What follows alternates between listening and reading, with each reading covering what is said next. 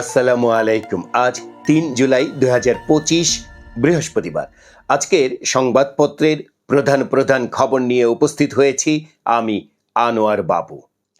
প্রথমেই ইত্তেফাকের প্রধান শিরোনামে দেখা যাচ্ছে বাধ্যতামূলক অবসরে এনবিআরের ৩ সদস্য ও ১ কমিশনার। খবরের ভেতরে দেখা যাচ্ছে জাতীয় রাজস্ব বোর্ডের কর বিভাগের সদস্য মোহাম্মদ আলমগীর হোসেন, মূসক নীতির সদস্য ডক্টর মোহাম্মদ আব্দুর রৌফ ও শুল্ক নীতির সদস্য হোসেন আহমেদ ও বরিশালের কর কমিশনার মোহাম্মদ সাব্বির আহমেদকে বাধ্যতামূলক অবসরে পাঠানো হয়েছে। এদেশের ফুটবলে আবারও একটি বড় সুসংবাদ দিলেন নারী ফুটবলাররা। বাংলাদেশের নারী ফুটবল খেলবে এশিয়ান কাপ ফুটবল বড় মঞ্চে। দেশের স্বার্থে নির্বাচনের জন্য ছাড় দিয়েছে বিএনপি। এমনটাই গতকাল বুধবার পটুয়াখালী জেলা বিএনপির ত্রিবার্ষিক সম্মেলনে লন্ডন থেকে ভার্চুয়ালি যুক্ত হয়ে বললেন তারেক রহমান। আদালত অবমাননায় শেখ হাসিনার ৬ মাসের কারাদণ্ড। চট্টগ্রামের পটিয়া থানায় পুলিশের সঙ্গে সংঘর্ষের প্রতিবাদে পটিয়া ব্লকেট কর্মসূচির মাধ্যমে চট্টগ্রাম কক্সবাজার মহাসড়ক অবরোধ করে বিক্ষোভ করেছে বৈষম্য বিরোধী ছাত্র আন্দোলনের নেতাকর্মীরা। প্রায় ৪ ঘণ্টাব্যাপী চলা এই কর্মসূচির মধ্যে মহাসড়কে তীব্র যানজট সৃষ্টি হয়। এরপরে অবশেষে পটিয়া থানার ওসিকে প্রত্যাহার করা হয়েছে। ২৭১ কোটি টাকা ঋণ জালিয়াতির অভিযোগে এস আলম ও পিকে হালদার সহ ১৫ জনের বিরুদ্ধে দুদক গতকাল মামলা করেছে। চলে গেলেন সাগরের তীর থেকে মিষ্টি কিছু হাওয়া এনে গানে খ্যাতি পাওয়া ৬০-এর দশকের সঙ্গীত শিল্পী জিনাত রেহানা। গতকাল বুধবার সকাল ৮:৩০টার দিকে ঢাকার এভারকেয়ার হাসপাতালে চিকিৎসাধীন অবস্থায় তিনি মৃত্যুবরণ করেন।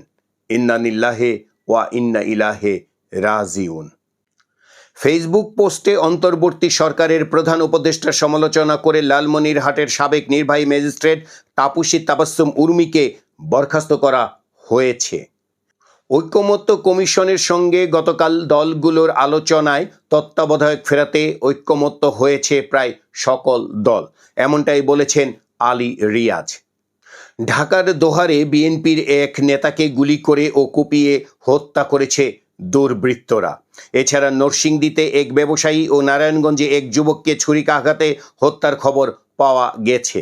গত ২৪ ঘন্টায় এসব খুনের ঘটনা ঘটে। পুলিশে ৪২৪ পদ শূন্য, কার্যত নিষ্ক্রিয় ১১৯ কর্মকর্তা। এরকম একটি খবরে দেখা যাচ্ছে পুলিশের গুরুত্বপূর্ণ শীর্ষ পদগুলোর মধ্যে অতিরিক্ত ডিআইজি, অতিরিক্ত ডিআইজি, অতিরিক্ত পুলিশ সুপার এবং সহকারী পুলিশ সুপার পর্যায়ে বর্তমানে মোট ৪২৪টি পদ শূন্য রয়েছে। একই সঙ্গে ডিআইজি, অতিরিক্ত ডিআইজি এবং পুলিশ সুপার পর্যায়ের ১১৯ জন কর্মকর্তা বিভিন্ন ইউনিটে সংযুক্ত রয়েছেন, কিন্তু তাদের কোনো নির্দিষ্ট দায়িত্ব নেই। অধিকাংশই প্রতিদিন হাজিরা দিয়ে কার্যত নিষ্ক্রিয় অবস্থায় থাকছেন। আর এদিকে ৫ই আগস্টের পর কর্মস্থলে অনুপস্থিত রয়েছেন ৫৭ জন পুলিশ কর্মকর্তা। যুগান্তরের এক খবরে দেখা যাচ্ছে আলোচনা সমালোচনার মুখে জুলাই গণ অভ্যুত্থান ঘিরে ২টি দিবস পালনে সংশোধন আনল সরকার। সাধারণ ছুটি সহ প্রতি বছর ৫ই আগস্ট আওয়ামী লীগ সরকারের পতনের দিনটিকে জুলাই গণ অভ্যুত্থান দিবস পালন করা হবে। এছাড়া গণ আন্দোলনের চলাকালে রংপুরে পুলিশের গুলিতে শিক্ষার্থী আবু সাঈদের নিহত হওয়ার দিন ১৬ জুলাইকে জুলাই শহীদ দিবস ঘোষণা করেছে সরকার। রাজধানীর তেজগাঁও এলাকায় এক ব্যবসায়ীর ৫ লাখ সৌদি রিয়াল, যার বাংলাদেশি টাকার মূল্য হচ্ছে ১,৬৩,০০,০০০ টাকা, গতকাল ছিনতাইয়ের ঘটনা ঘটেছে। যুগান্তরের আরেক খবরে দেখা যাচ্ছে শেখ রেহানার স্বামী শফিক সিদ্দিকী এবং দেবর সাবেক প্রধানমন্ত্রীর নিরাপত্তা বিষয়ক উপদেষ্টা তারিক সিদ্দিকের গাজীপুর সদরের জমিসহ ১০ তলা ভবন জব্দের আদেশ দিয়েছে আদালত। প্রতিদিনের বাংলাদেশে দেখা যাচ্ছে মুদ্রানীতিতে গুরুত্ব পাচ্ছে কর্মসংস্থান, এরকম একটি সংবাদ। সংবাদের ভেতরে যা আছে তা হচ্ছে চলতি জুলাইয়ের দ্বিতীয় সপ্তাহে মুদ্রানীতি ঘোষণা। মূল্যস্ফীতি না কমলে সংকোচনমূলক নীতি অব্যাহত থাকবে। মালয়েশিয়া ১ বছরে ৪০,০০০ কর্মী নেবে, এরকম একটি খবর প্রতিদিনের বাংলাদেশে রয়েছে। আদানির সব পাওনা মিটিয়ে দিয়েছে বাংলাদেশ। মানিকগঞ্জ ১ আসনের সাবেক সংসদ সদস্য ও জাতীয় ক্রিকেট দলের সাবেক অধিনায়ক নাইমুর রহমান দুর্জয়কে গ্রেপ্তার করেছে মানিকগঞ্জ গোয়েন্দা পুলিশ। আজকের পত্রিকার এক খবরে দেখা যাচ্ছে ধর্ষকের হাত থেকে তরুণীকে বাঁচালেন তৃতীয় লিঙ্গের ব্যক্তিরা। 12 কেজি এলপিজি সিলিন্ডারের দাম কমল 39 টাকা। সারা দেশে গত 24 ঘন্টায় 1305 জনকে গ্রেপ্তার করেছে পুলিশ। 6 মাসের জন্য চট্টগ্রাম বন্দর পরিচালনার দায়িত্ব পাচ্ছে নৌবাহিনী। সমকালের এক খবরে দেখা যাচ্ছে চুয়াডাঙ্গা সীমান্তে গতকাল বিএসএফ এর গুলিতে বাংলাদেশি একজন নিহত। এবার বিনোদনের খবর। সোয়াচান পাখি আমি ডাকিয়াছি তুমি ঘুমাইছ নাকি গানটি লেখা হয়েছিল কবরের পাশে বসে।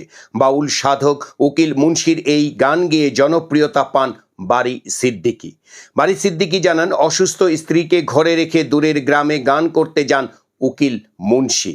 গানের অনুষ্ঠানে স্ত্রীর মৃত্যুর সংবাদ পান। দূরের পথ ফিরতে কয়েকদিন লেগে যায়, ততদিনে স্ত্রীর দাফন হয়ে গেছে।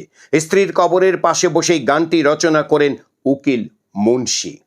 এবার ব্যাংকিং সেক্টরের খবরে দেখা যাচ্ছে ডাচ বাংলা ব্যাংকের সিএসআর এর অর্থে পরিচালিত কৃষি গবেষণা প্রকল্পের সমাপনী কর্মশালা সম্প্রতি অনুষ্ঠিত হয়েছে। সভায় সভাপতিত্ব করেন ব্যাংকের ব্যবস্থাপনা পরিচালক ও সিইও আবুল কাশেম মোহাম্মদ শিরিন। এই ছিল আজকের সংবাদপত্রের প্রধান খবর। আমাদের এই ভিডিওটি যদি আপনাদের ভালো লাগে তাহলে একটি লাইক দিন এবং আপনার মতামত জানান কমেন্ট বক্সে। আর অন্যদের দেখার জন্য বেশি বেশি করে শেয়ার করুন। আমাদের এই নিউজ যদি নিয়মিত দেখতে চান তাহলে আপনি আমাদের চ্যানেলটি সাবস্ক্রাইব করুন।